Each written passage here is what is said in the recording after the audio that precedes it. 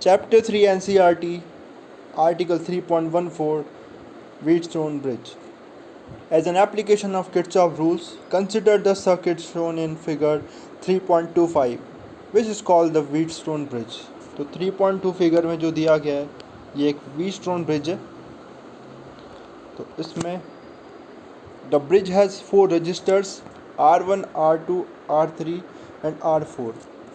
तो 4 रजिस्टर्स इसमें, जैसे कि आप देख सकते हैं ये R1, R2, R1, R2, R3, R4 4 register इसमें है. नेक्स्ट है इसमें across one pair of diagonally opposite points A and C source is connected.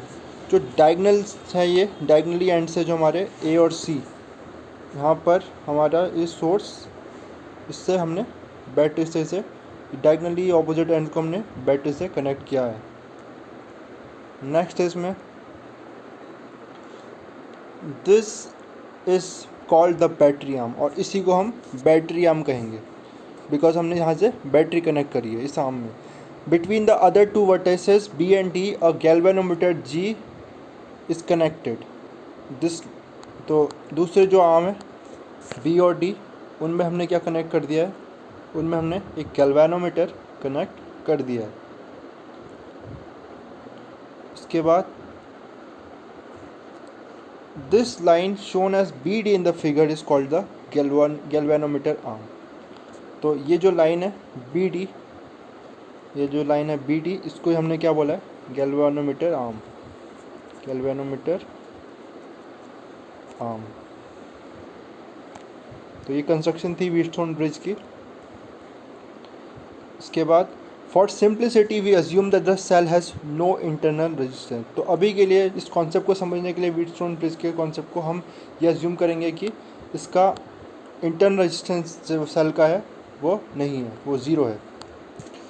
In general there will be currents flowing across all the registers as well as a current IG through G. तो इन सारे register के through जब हम battery से connect करेंगे current flow होगा, जैसा कि इसमें शो हुआ है. R1 से हमारा I1 करंट फ्लो हो रहा है, R2 से I2 करंट, R4 से I4 और R3 से R3 करंट फ्लो होता हुआ यहाँ दिखाई दे रहा है. और IG से भी, जहाँ गैल्वेनोमीटर आर्म है यहाँ से भी हमारा IG करंट फ्लो होगा. इसके बाद of special interest is the case of balanced bridge where the registers are such that IG is equal to 0. तो जो स्पेशल केस है जिसके लिए हम इस व्हीटस्टोन ब्रिज को पढ़ेंगे, बैलेंस कंडीशन है, उस केस में क्या होगा, उस केस में जो ये G है गैल्वेनोमीटर आर्म है, यहाँ से जो IG होगा, जो करंट यहाँ से फ्लो करेगा वो 0 करंट फ्लो करेगा, मतलब यहाँ से कोई करंट फ्लो नहीं करेगा. ये कंडीशन होगी बैलेंस ब्रिज की. ये कंडीशन होगी बैलेंस ब्रिज की. उस कंडीशन को हम अभी समझेंगे. आगे देखते हैं फिर से. In this case the Kirchhoff junction rule applied to junction D and B immediately give us the relation I1 is equal to I3 and I2 is equal to I4. तो इस केस में, जिस केस में I0 हो जाएगा हमारा, जिस case में यहाँ से I0 हो जाएगा, तो क्योंकि यहाँ से कोई करंट फ्लो नहीं हो रहा, तो I2 अगर यहाँ से करंट फ्लो हो रहा है B पॉइंट में, B जंक्शन में, तो इसके आगे भी करंट I2 ही जाएगा. तो I4 यहाँ पर I4 I2 के इक्वल हो जाएगा. किस केस में, जिस केस में IG 0 है, मतलब बैलेंस ब्रिज के केस में, बैलेंस कंडीशन में I4 I2 के इक्वल. सिमिलरली D जंक्शन में I1 करंट आ रहा है, क्योंकि IG 0 है, तो I3 भी I1 के इक्वल हो जाएगा. Next we apply Kirchhoff loop rule to close loops AD BA and CD CB DC. तो हम अब सेकेंड रूल था जो लूप रूल था उसको अप्लाई करेंगे. तो पहले लूप हमारा है, पहला लूप AD BA. तो AD BA देख लेते हैं हम कहाँ हैं. तो AD BA हमारा ये AD BA ये लूप. तो यहाँ पर जब हमने सेकेंड किर्चॉफ लूप रूल लगाया, तो यहाँ पर क्योंकि अब यहाँ पर देखते हैं R1 में I1 की करंट इस डायरेक्शन में और हमारा लूप भी इसी डायरेक्शन में है. तो यहाँ पर जो I1 R1 आएगा ये पॉजिटिव आएगा. ऐसे ही आगे बढ़ेंगे। अब जी से कोई करंट फ्लो नहीं हो रहा है तो यहाँ पर जी की वैल्यू, यहाँ पर कोई वैल्यू नहीं आएगी। उसके बाद आगे वोल्टेज अगर देखें हम तो R2 पे जो हमारा लूप है वो इस डायरेक्शन में है। R2 पे हमारा जो लूप है वो इस डायरेक्शन में है, जबकि जो करंट की डायरेक्शन है I2 वो इस डायरेक्शन में है। तो ये ऑपोजिट डायरेक्शन में होने के कारण, क्योंकि दोनों ऑपोजिट डायरेक्शन में है, इसलिए यहाँ पर जो आएगा वो आएगा -I2 R2 = 0। और इसी को यहाँ पर इस तरह से लिखा गया है, इसी को हमारी 3.81 इक्वेशन दी गई है। इस केस में इन्होंने I1 R1 को नेगेटिव में लिखा है, जबकि दोनों ही को हमने इस तरफ ट्रांसपोर्ट कर दिया। जो हमारा अभी आया था I1 R1 -I2 R2 = 0, तो इसी को हम लिख सकते हैं -I1 R1 + 0 इसलिए क्योंकि ये है IG, ये है हमारा 0 जो है वो IG है, और IG की वैल्यू क्योंकि 0 है, क्योंकि इस आर्म से कोई बैलेंस कंडीशन में IG से 0 है इसलिए 0 आया। तो इस तरह से ये यहाँ पर हमारा -I1 R1 + 0 I2 R2 = 0।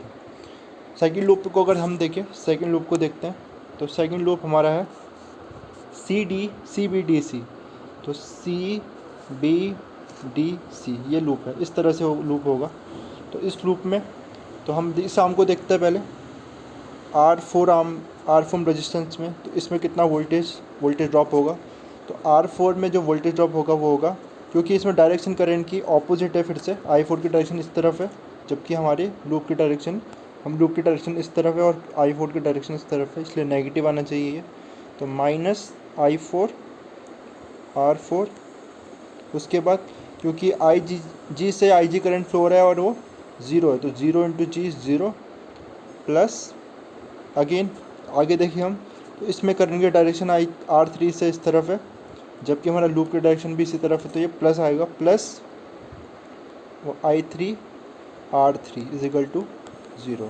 तो इसी को अगर हम इस तरह से भी लिख सकते हैं, इसमें इसको माइनस से हम पूरी इक्वेशन को मल्टीप्लाई करें तो यही हमें ऑब्टेन होगा, I4 R4 यही हमें ऑब्टेन होगा। और ये तब है जब IG 0 है, मतलब ये बैलेंस ब्रिज की कंडीशन है। अब इन दोनों इक्वेशन से हम क्या ऑब्टेन कर सकते हैं, तो पहली इक्वेशन ऑब्टेन कर सकते हैं, अगर इसको मैं ट्रांसपोर्ट करूं तो I1 R1 = I2 R2। पहली इक्वेशन को मैं ऐसे लिख सकता हूं, और इससे मैं I1/I2 लिख सकता हूं यहाँ पर R2/R1। सिमिलरली मैं दूसरी इक्वेशन को भी क्या लिख सकता हूँ, इस दूसरी इक्वेशन से I1/I2 R4/R3 लिख सकता हूँ। तो I1/I2 आ जाएगा यहाँ से R4/R3। अब लेफ्ट हैंड साइड इन दोनों इक्वेशन की सेम है, तो राइट हैंड साइड भी इक्वल होगी। तो यहाँ से जो मुझे मिलेगा वो मिलेगा R2/R1 = R4/R3। और यही हमारी कंडीशन है, बैलेंस ब्रिज की कंडीशन है, ये हमारी बैलेंस कंडीशन है, जिसमें यानी कि अगर ये रेशो रेजिस्टेंस का हम इस रेशो में रेजिस्टेंस लेंगे, रेजिस्टेंस की वैल्यू की रेशो अगर ये रेशो होगा तो जो IG होगा वो 0 होगा। तो हमें बैलेंस ब्रिज की कंडीशन या बैलेंस कंडीशन व्हीटस्टोन ब्रिज की ये मिल गई है।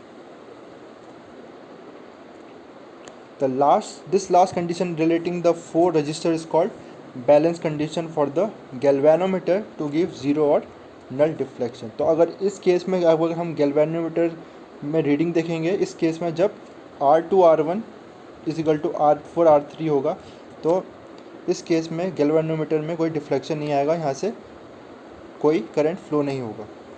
The Wheatstone bridge and its balance condition provides a practical method for determination of an unknown resistance। तो इसका यूज़ क्या है, इसका यूज़ है कि अगर हम किसी भी अननोन रेजिस्टेंस का वैल्यू फाइंड आउट करना चाहते हैं तो इसको हम यूज़ करेंगे, इस बैलेंस कंडीशन को यूज़ करेंगे। Let us suppose we have an unknown resistance which we will insert in the fourth arm. तो हम जो भी अननोन रेजिस्टेंस है उसको हम अपने फोर्थ आर्म में